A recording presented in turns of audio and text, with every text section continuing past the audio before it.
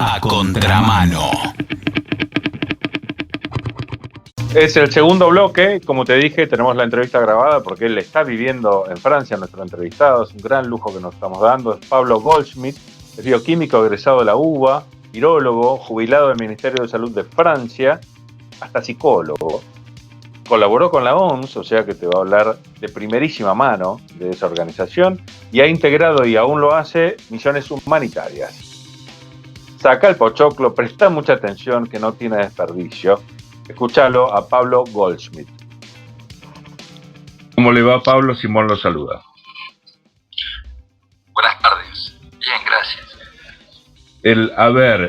Nosotros hemos leído sobre usted y usted suele tener opiniones que difieren bastante de las generalizadas sobre el uso correcto, el tratamiento correcto ante esta pandemia. ¿Cuáles son sus impresiones generales? Mire, se abrieron en este momento varios países de Europa y todo lo que se había anticipado no pasó. La gente anda en la calle con máscaras, es obligatorio las máscaras en los supermercados, en los colectivos, en los subtes, en los aviones, y durante un mes había autoadhesivos en los asientos, en los cuales en el colectivo un asiento se podía usar y el otro no, y se podía tener cierta cantidad de gente parada para que haya más o menos un metro de distancia. La justificación no sé cuál es, pero no hubo rebrotes en este momento, lo que significa que alcanza solamente con por ahí distanciamiento social, y desde el inicio lo que se obvió y que era realmente importante era proteger a la gente vulnerable.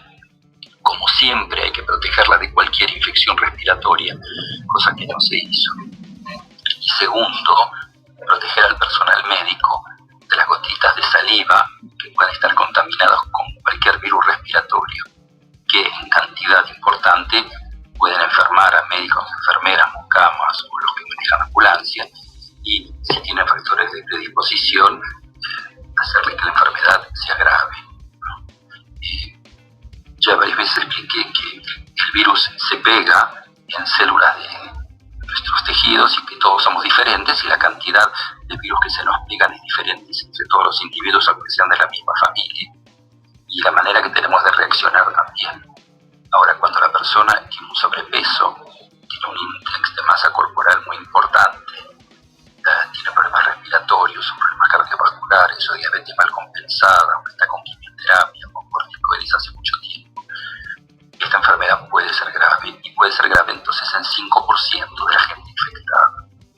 Esto se sabe desde hace muchos meses, con lo cual, sabiéndose que es un virus respiratorio y que todos los virus respiratorios son un problema, y que todos los fluidos biológicos de cualquier persona son un problema porque pueden transmitir el coronavirus, la influenza o la tuberculosis, hay que tener cuidado de cuidar a los abuelos y a las abuelas, hay que tener cuidado de la higiene de los geriátricos, y que la gente que tenga miedo o preocupación se ponga una máscara, que por supuesto la máscara tiene una porosidad que puede ser de 3 micrones, y las bacterias necesitan 0,4 y los virus 0,2. Pero bueno, es lo que se dice que es mejor que nada, porque protege de la saliva del que la lleva. O sea, lo que hace la máscara es protegerme, no dejar que mi saliva se difunda de manera importante. Una de las cosas, una de las cosas que nosotros veíamos era que las formas de contagio que tanto la Organización Mundial de la Salud como el gobierno argentino, el gobierno de la ciudad, todo lo que se decía sobre la forma de contagio de este virus concuerda con lo que usted dice, y daría la sensación, desde nuestra posición legal claramente, que es como usted afirma, es decir, con distancia social o con máscara o con barbijo, quizás no parecería necesario el confinamiento, por ejemplo. Pero bueno, dicho desde nuestra posición, ¿no? Lo importante es su opinión. El confinamiento tiene que ver con instrucciones de los peritos de la OMS que hicieron predicciones, por ejemplo, de 500.000 muertos en Inglaterra desde el principio, desde enero que estoy diciendo, me decían, usted es un disidente, no, y el Imperial College se equivocó, por ahí va a haber 50.000 en Inglaterra. El año pasado hubo 650.000 neumonías en los Estados Unidos y ahora están en 100.000 y están haciendo un escándalo como que se acaba el mundo. Bueno, cuando uno empieza a tomar distancia y analizar las cosas realmente con elementos objetivos se da cuenta de eso. Pero un punto que yo considero importantísimo es por qué se focaliza tanto en esto. ¿Qué pasa? ¿Qué pasa con la televisión y la radio que todos los días aparecen infectólogos, epidemiólogos hablando? Hay tantos peritos y si usted los escucha, ojalá que algún día se pueda ver todas esas grabaciones, porque yo los sigo mucho aquí en Europa, siempre terminan diciendo, bueno, pero al final no se sabe. Y mi cuestión es, si ustedes no saben, quédense en su casa y no alerten a la gente con un miedo que es totalmente imaginario de ustedes. O sea, hay tanta fobia de cierta gente que con tal de estar bajo la luz y bajo la cámara, dicen cualquier cosa, como que va a venir una segunda ola, como que esto es así. Y cuando uno pregunta, ¿y por qué? Bueno, no se sabe, entonces cállense. Lo que a mí me preocupa es que mientras estamos hablando de esto, descuidamos otras cosas. Y por ejemplo, los medios que se están gastando, la energía, no se utilizan por ahí para otra cosa. Y yo pienso, ¿qué está pasando en este momento? Cuando una persona está con Chagas, usted sabe, para Chagas hay 2 medicamentos, ¿no? El Benzimidazol y Nifurtimox, que hay que darlos al principio. Si ya la enfermedad está en el corazón, se discute si hay que hacer con marcapasos, si hay que hacer cirugía, trasplante.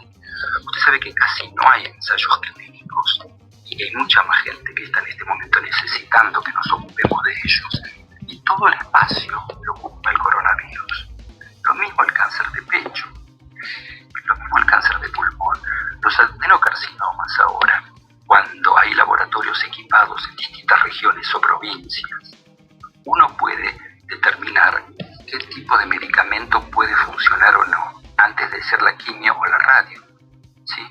Entonces, estamos totalmente invadidos con este pánico y nos están haciendo receptores en las biopsias de la cirugía pulmonar para decidir tratamientos, o nos están haciendo terapéuticas que se llaman targeted en francés ciblé, que son moléculas antitimidina quinasa o ante cierto tipo de receptor. Bueno, esos análisis que se hacen necesitarían hacerse por ahí en todas las provincias de la Argentina, que estén disponibles, porque cuando uno tiene un diagnóstico de cáncer de pulmón, que era totalmente fatal a los 6 meses, estamos ya a 6 años de sobrevida, con una pastilla por día de un medicamento específico antirreceptores. Pero, ¿se puede hacer eso en todos los laboratorios? No, porque estamos todos focalizados en el coronavirus. Entonces, yo no sé si ve qué es lo que esto dice, que se pone la luz sobre un problema y se apaga en otro. Y eso es lo que a mí me preocupa. Yo no sé en este momento qué se hace cuando una persona es seropositiva para el Trypanosoma cruzi, para la enfermedad de Chagas, cuando la enfermedad está avanzada y el parásito ya está destruyendo el tejido del corazón. ¿Qué hay que decirle? ¿Se va a morir? ¿Hay que hacer un trasplante de corazón? ¿Le vamos a poner un marcapaso? Se sabe por los ensayos que cuando la bichuca pica, o cuando alguien toma un jugo de fruta contaminado con Chagas, no, del azaí, tiene pocas semanas o meses para empezar el tratamiento. Después no se sabe. Después hay que esperar el problema cardíaco y que muera. No hay ningún tipo de luz sobre estos problemas. Y hay más gente que necesita esto que a lo mejor estar diciendo hidroxicloroquina, le damos esto. Dejemos que la gente que haga terapia intensiva se ocupe de manejar las neumonías. Y ocupémonos de la gente que nos necesita. Si tomamos en cuenta la mortalidad que usted estaba marcando, que es alta e importante en las personas mayores. ¿Le encuentra algún sentido que, por ejemplo, se hayan suspendido las clases? ¿Cuál es la mortalidad en niños? Todos los datos de la China, de Corea, de Europa y ahora del OMS mostraron que los chicos pueden ser vehículos, pero prácticamente no se enferman de manera grave, y ahora se muestra que los chicos tampoco son tan transmisores como se decía. Lo que se dice acá, lo que dicen muchos sociólogos, es que en vez de cuidar a la generación de los abuelos, se sacrificó a la generación de los chicos. Porque uno piensa que porque la gente está en la casa con la computadora va a aprender, pero ir al colegio o ir a la facultad no es lo mismo que estar frente a una pantalla. Y en la universidad es una experiencia de vida en la cual los seres humanos se contactan, crecen, discuten, intercambian. Los profesores, hay una transmisión por el afecto, por la inteligencia o por la admiración del que está enseñando. Todo eso que a uno le enseñan no lo transmite en la computadora. Entonces, ¿cómo puede ser que en vez de cuidar a la gente mayor se sacrificó a los chicos? Entonces, ¿cuál es el resultado de lo que pasó? Los chicos no fueron a la escuela y los abuelos se terminaron muriendo también. Entonces está todo mal. Sí, sin duda. Sí, pero si hubiéramos dejado abierto hubiera sido peor. Yo no sé, la respuesta es no sé. Pero ahora que estamos todos con máscara y que el virus sigue circulando a menos ruido, no hay datos que muestren que hay brotes masivos. Solo alcanza con protegerse y que el personal que entra a los geriátricos se cambie de ropa, se ponga una gorra esterilizada o descartable, ande con máscara y guantes, porque puede transmitir cualquier enfermedad respiratoria. Sí, sin duda. Y dígame, usted ha sido muy crítico con las proyecciones, las progresiones que se utilizaron en su momento para calcular a futuro la cantidad de muertos. ¿Tiene algún detalle de cuál fue puntualmente la progresión estadística que se utilizó y cuáles fueron los problemas que después se verificaron? No, todo lo que se hicieron, los modelos eran incorrectos. Los modelos epidemiológicos como el del H1N1, lo habíamos denunciado en el diario La Nación, ya en el 2003, en el 2007 también. Aquí también hubo un error porque son errores maximalistas. Y lo que se transmitió desde Ginebra fue terror y pánico. En vez de decir hay un virus respiratorio que no se sabe si ya existió el año pasado o no, este virus puede traer complicaciones serias en el aparato respiratorio de la gente vulnerable, cuídenlo a los vulnerables. Eso no se dijo. Se dijo, sí, cerremos el mundo. Entonces usted ve qué diferencia hay entre decir cuidemos al personal de salud, pero ¿cómo lo van a cuidar si no había máscaras ni guantes? Por ejemplo, acá no había. Después, al principio, durante un mes y medio, prohibieron la venta de máscaras. Cuando usted dice que es una aclaración importante, acá está hablando de Francia, ¿verdad? De Francia sí, de Francia, Italia y España. ¿Cómo puede ser que esté prohibido vender máscaras durante un mes y medio? Porque decían que no querían que haya monopolio ni mercado negro. Lo que significó que fue peor, porque ahí donde más gente se contaminó, el personal del hospital no tenía máscaras. Y ahí hubo tantos enfermeros y médicos afectados. Algunos fallecieron porque tenían una contaminación enorme, con carga viral repetida de muchos pacientes. Y si encima tenían ellos factores de vulnerabilidad, era peor. Ahora hay máscaras, hay gel hidroalcohólico en todas partes y ahora la gente se lava las manos. Y con eso prácticamente, los restaurantes están abiertos, hay menos mesas, dividieron el número de mesas por 2, pero están todos abiertos. En los colectivos no se puede ir parado más que 10 personas, si no suben con máscara el colectivo, no los deja subir. En el subte no se puede entrar sin máscara. Que sirva o que no sirva, a lo mejor es un efecto psicológico, no se puede decir. Sí hay estudios japoneses que muestran que hay mucho menos transmisión viral cuando está protegido el individuo que está infectado. ¿Usted valida el modo de contagio que usted ve en el virus es el de las famosas gotículas que denuncian la OMS y los gobiernos en sus páginas, ¿verdad? Esa es la forma de transmisión que usted ve. La transmisión del virus, de todos los virus respiratorios, es así. Bien. Es por la tos, los estornudos. Esas gotas que uno después, luego, al tocarse los ojos, la boca... No, o que uno la respira. Ahora, usted sabe que un virus, una persona que transmite el virus respiratorio puede contaminar a 1,5 o 2 personas. Usted sabe que un chico que tiene sarampión contamina a 14. Eso hay que decirlo y que ya basta decirlo, hay que vacunar a los chicos. El sarampión es mucho más peligroso. 14 chicos se contaminan en un jardín si un chico está hablando, tosiendo o llorando. Entonces es criminal ahora decir lo de la vacuna, porque cada tantos miles de chicos, justamente yo hice un libro que se llama La gente y los microbios, donde explico las complicaciones que trae el sarampión, las encefalitis y las muertes.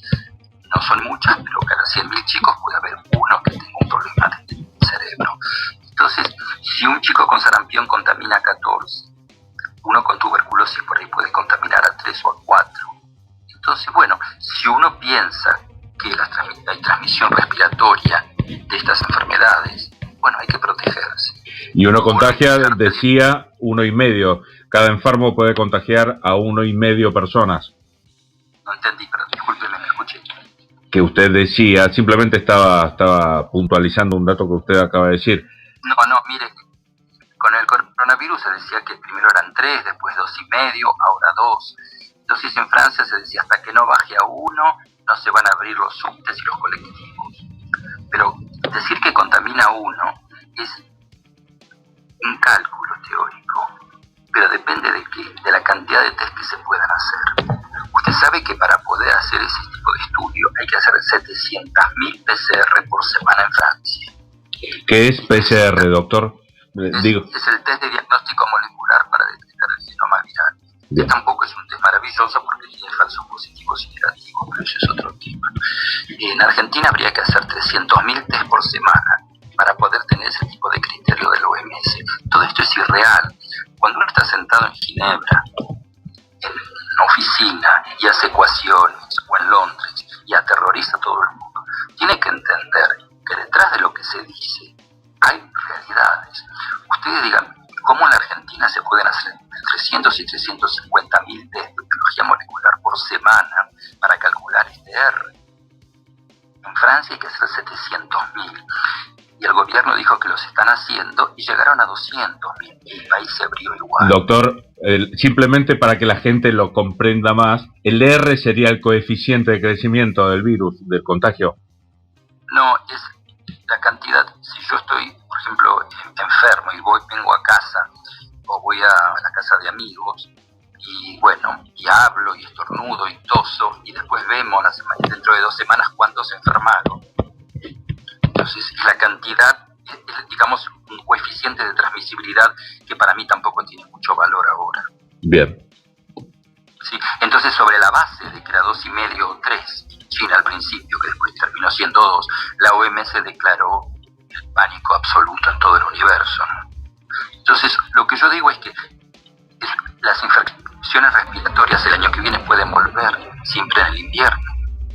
Pueden volver a lo mejor en el verano con otro tipo de agentes infecciosos. La tuberculosis sigue circulando, entonces hay que proteger a la gente vulnerable y al personal de salud. Desde la Organización Mundial de la Salud, desde los medios, ni hablar, hablan del virus a veces en términos parecidos al del cine catástrofe de Hollywood, ¿no? Como si la existencia del virus ya de por sí nos enfermara. ¿Es eso lo que nos enferma? Cuando yo escribí un artículo diciendo que tendríamos todos que leer un libro que se llama Los orígenes del totalitarismo de Hannah Arendt.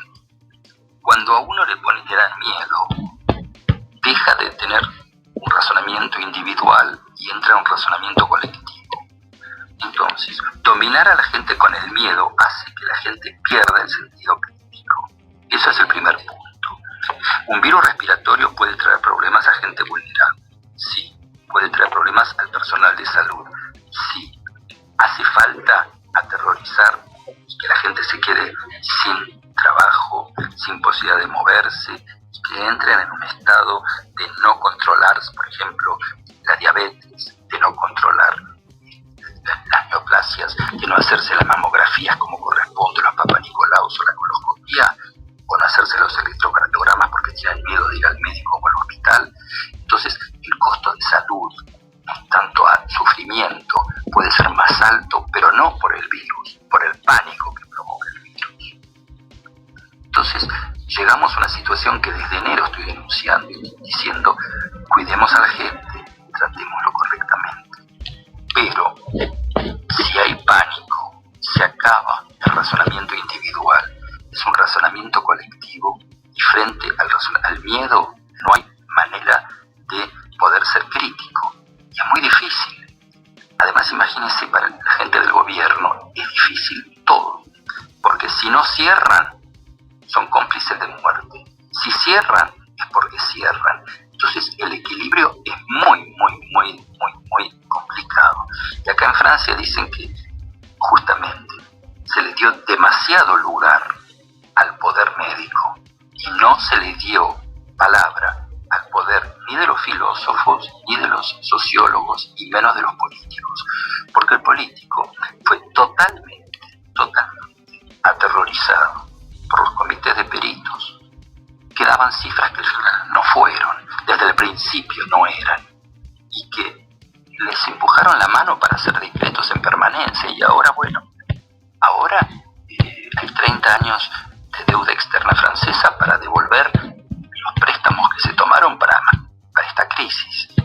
Entonces, murió mucha gente mayor, murieron médicos, no se cuidó a quien se tenía que cuidar, y encima, desde el punto de vista de los chicos, van a tener que pagar una deuda de 30 años por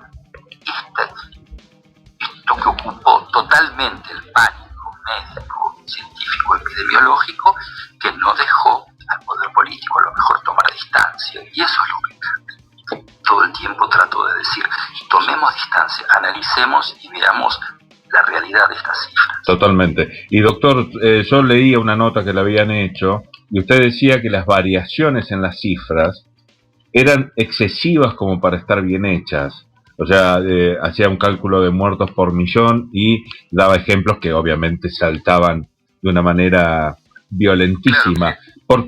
¿Por qué la variación en sí le mostraba lo sospechosas que eran? Porque primero en China era del 9% y después bajó al 1%, ya en febrero. Entonces yo empiezo a mirar las cifras y digo, si entran 100 personas al hospital y mueren 10, yo digo que hay 10% de mortalidad. Pero si hay 1000 personas positivas, de los cuales 100 entran al hospital y 10 mueren, es 1%. La mortalidad es con respecto a qué? A los que internaron, a los que se hicieron el test o a la población general. Esa es la cosa. Entonces, al principio se hablaba de número de muertos, pero no se decía con respecto a qué. Y tampoco en Italia y en España al principio se habían confirmado los diagnósticos. Entonces el pánico era, murió tanta gente, y yo decía, tanto por ciento, pero tanta gente con respecto a qué población, con respecto a qué edad, y gente internada, gente que estaba en la calle, población general. ¿Usted qué opinión tiene de la Organización Mundial de la Salud? Y yo tengo una opinión bastante complicada, porque la cuestión es un instrumento político en el cual hay juego de poder a alto nivel. Y al bajo nivel, cuando yo fui como perito invitado, era por ahí uno presenta algo que es muy importante, pero que por ahí molesta, porque entonces no se toma en cuenta porque dice que no lo van a poder aplicar, y después vienen los representantes de cada país y se felicitan. Felicite, agradezco por estar acá, y después toma el micrófono otro, y las reuniones eran muy complicadas. Varias veces, una vez inclusive que estuve en Baltimore, mostrando que estaban haciendo cosas que eran éticamente discutibles, moralmente discutibles, pero además ilegales. Entonces se enojaban, porque todo el mundo está ahí para felicitarse. Ha sido increíblemente enriquecedor, doctor, hablar con usted, así que se lo agradecemos enormemente. Sirve como para compensar un poco esta andanada de opiniones sin base de la que somos víctimas, ¿no? Así que el problema es que yo lo único que les comento es que no puede ser que en este momento todos mis colegas lo que hagan es copien y peguen cables, o copien y peguen blogs. Hay publicaciones científicas, hay que sentarse a estudiar, hay que hacer las cuentas correctamente. Si yo voy a la televisión o a la radio y hablo de algo y asusto con cosas de un blog, o empiezo con complotismo, hablar del complot, cuando no hay complot, cuando los murciélagos están infectados con más de 1000 enfermedades que nos pueden volver a agarrar en algún momento. Los murciélagos de la fruta son el reservorio de enfermedades emergentes, los ratones también.